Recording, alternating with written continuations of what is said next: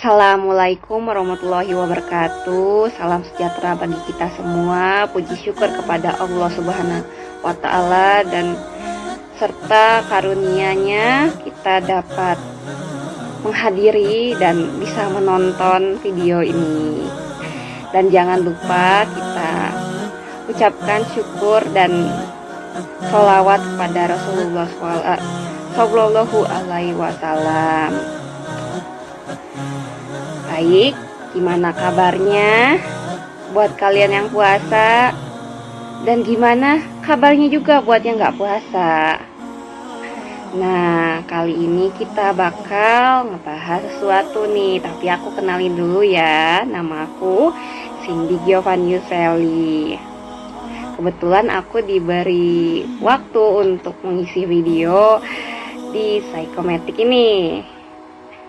Tapi kita bakal ngebahas intermezzonya dulu. Apa sih gunanya puasa?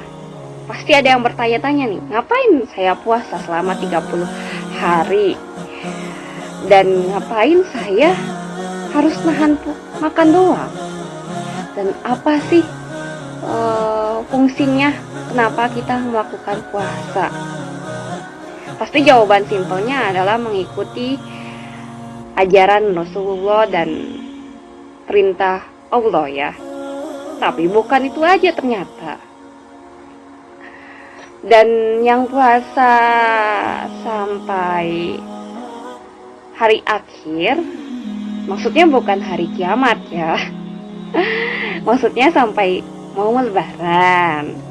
Itu pun ada manfaatnya, terutama dalam puasa di luar bulan Ramadan.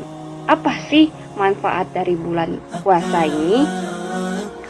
Oh, ternyata banyak loh manfaatnya buat psikologis kita. Ya, kebetulan kita jurusan psikologi nih.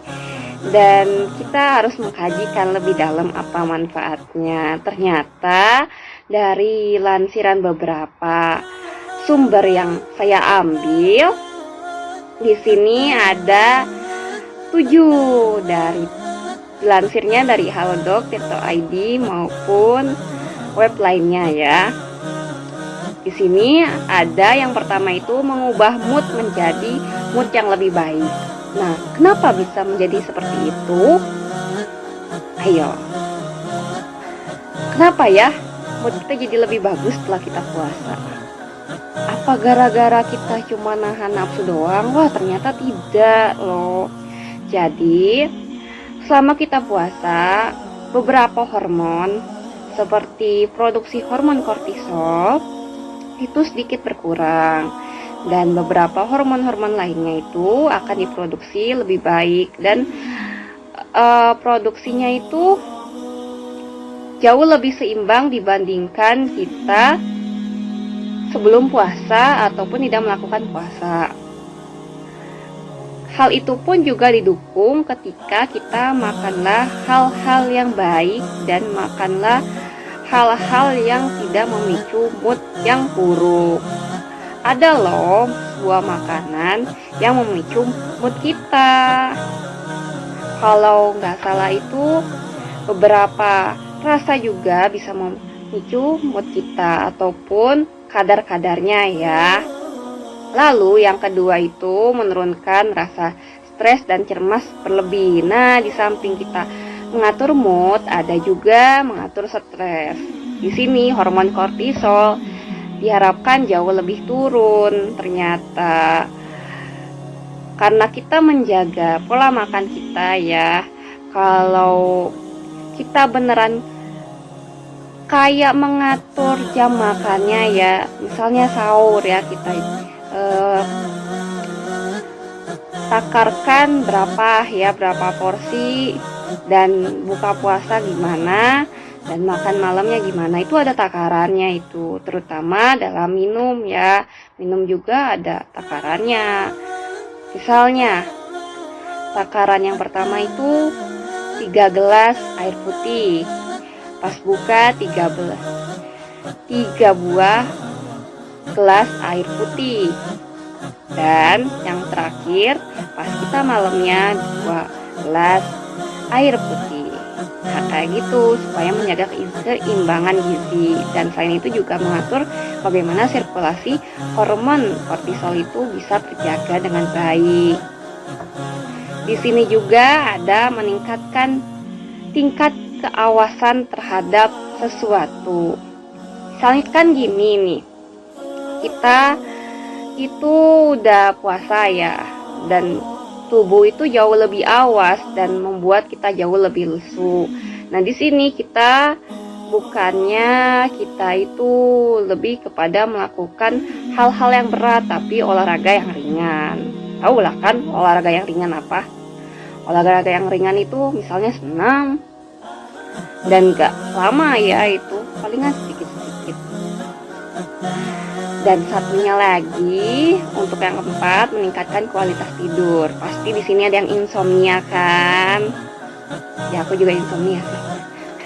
Nah, di sini cara mengatur tidur dalam bulan puasa ataupun dalam dalam waktu kita berpuasa itu lebih teratur loh ternyata. Kenapa? Kita udah ngatur waktunya, dari waktu mau tidur jam berapa sampai mau sahur jam berapa.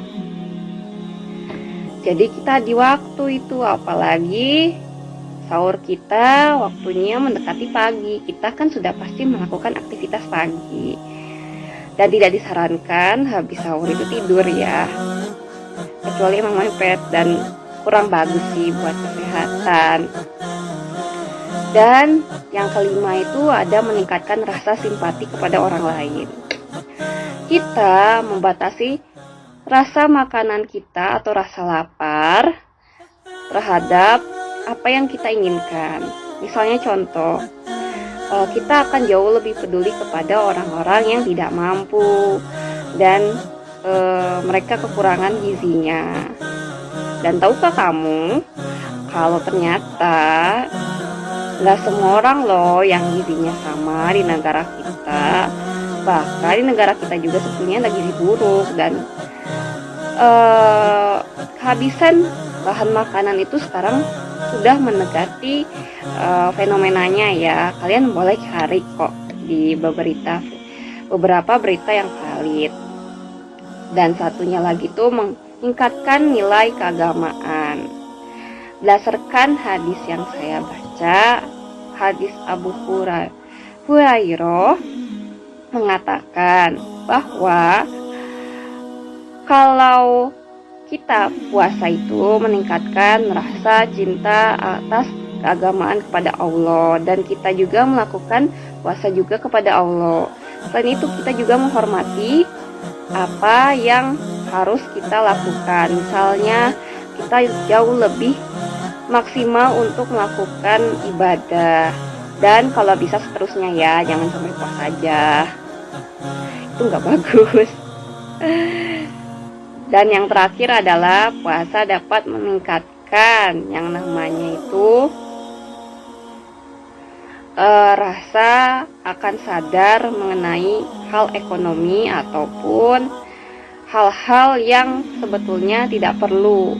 Ya, intinya sih menjaga hawa nafsu ya. Hawa nafsu itu bukan cuma ya berkaitan dengan bagaimana kita menjadikan diri kita itu untuk membahas hal yang tanda kutip ya, tapi lebih kepada kita bagaimana kita mengontrol diri kita ketika menemukan diskon.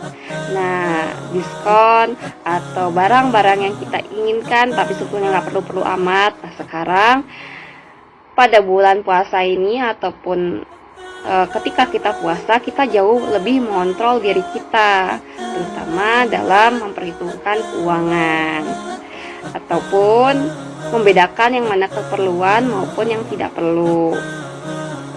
Oke, mungkin sekian seperti itu saja ya yang saya beritahu, daripada kita lama-lama. Mudah-mudahan apa yang saya sampaikan bisa bermanfaat ya. Assalamualaikum warahmatullahi wabarakatuh.